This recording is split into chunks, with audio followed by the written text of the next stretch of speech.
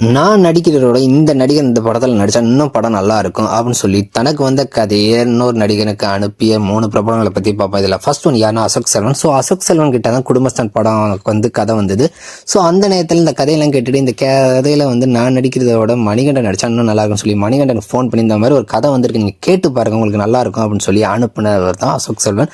So இது ஒரு இன்டர்வியூவில் மணிகண்டனே சொல்லியிருப்பார். இப்போ ரெண்டாவதாக யாருன்னா விஜய் சேதுபதி தான். விஜய் சேதுபதி கேமியோவாக நடித்த கார்த்தி சுப்புராஜ் படம் ரெண்டாவதாக அந்த படம் ஜிகிர்தண்டா. ஸோ அந்த படத்தில் இந்த villain role first Vijay Sethupathi தான் நடிக்க வேண்டியது. அப்புறமா இல்லை பாபி சிம்மா நடிக்கட்டும் அப்படின்னு சொல்லி இன்னைக்கு பாபி சிம்மாவோட சினிமா கெரியர்லேயே சேதோட ரோல் தான் டாப்லேயே இருக்கு. அதுக்கடுத்து மூணாவதாக யாரை பற்றி பார்க்க போகிறோன்னா இது பழைய நியூஸ். ஸோ தெரியாதவங்க தெரிஞ்சுக்கோங்க, ஒன்றும் இல்லை. ஆண்டவர் நடித்த அவ்வை சண்முகி படத்தில் first Gemini Ganesan role Sivaji sir தான் நடிக்க வேண்டியது. அவர் கதை கட்டி இந்த ரோல் நான் நடித்தா நல்லா இருக்காது, இதுக்குன்னு ஒருத்தர் இருக்காரு அப்படின்னு சொல்லி ஜெமினி கணேசனை அவர் தான் காமிச்சான்னு கேவி ரவிக்குமார் ஒரு இன்டர்வியூவில் சொல்லியிருப்பாரு.